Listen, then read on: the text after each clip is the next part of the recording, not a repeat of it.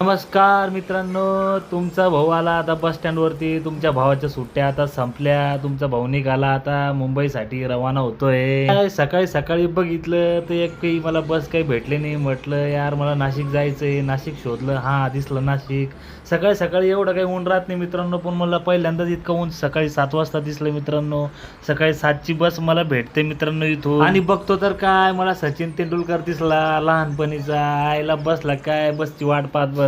त्याला अरे वा म्हटलं बस आली. अरे यार ही आपली बस नाही म्हटलं, दुसरी बस आहे. आता बघता मित्रांनो इतकी गर्दी झाली नाशिकला जाण्यासाठी मित्रांनो. इतकी गर्दी होती की विचारू नका नाशिक बससाठी. फायनली मित्रांनो मला बस भेटली, आणि बसमध्ये असे भांडणं चालू होते विचारू नका. कंडक्टर आणि प्रवाशांसोबत. कंडक्टर आणि प्रवासी इतके तापले होते मित्रांनो की विचारू नका. इतका वेळ भांडणं चाललं त्यांचं की सांगूच नका मित्रांनो. शेवटी ड्रायव्हर पण उठून गेला सीटावरून.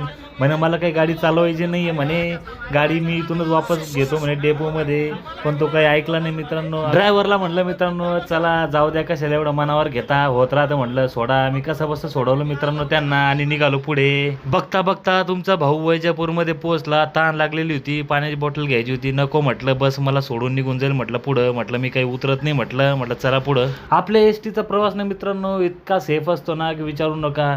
धक्का लागू देत नाही प्रवाशाला. इतका मस्त गाडी चालू होता मित्रांनो की विचारू नका. तो तर काय ट्रॅक्टर झाला पलटी, मला आली उलटी, आणि तिकडं झाली स्कॉर्पिओ झुलटी. म्हणजे स्कॉर्पिओनी त्या ट्रॅक्टरला ठोकलं मित्रांनो.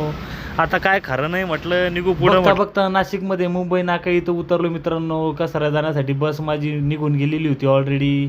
मग काय मित्रांनो तुमच्या भावाने पकडली शेवटी टॅक्सी. टॅक्सीवाला म्हणतो मी आता निघून जाऊ म्हणे आपण. पण म्हणतो काय अरे म्हणजे हे काय रोड रोलर आहे का म्हटलं. अभी ठीक करके देता हूँ म्हटलं चल यार लवकर उशीर होते म्हटलं, माझी पुढची ट्रेन निघून जाईल म्हटलं चल लवकर. तिथून निघालो मित्रांनो नाशिकवरून कसाऱ्याच्या दिशेने. सन गाडी चालवत होता मित्रांनो. अरे भाई तुला डेंजर दिसत होता. म्हटलं भाई काय किडनॅप काढतो काय म्हटलं आमच्या. अरे भाई किडनॅप करशील ना मला.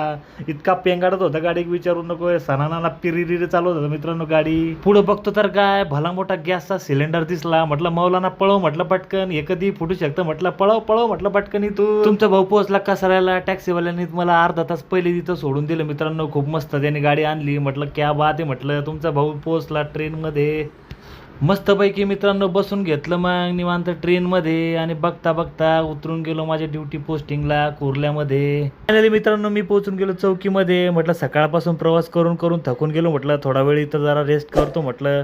मी रेस्ट करेपर्यंत मित्रांनो तोपर्यंत तुम्ही सबस्क्राईब करा, लाईक करत जा, कमेंट करत जा मित्रांनो. भेटूया नेक्स्ट व्हिडिओमध्ये. तोपर्यंत बाय बाय.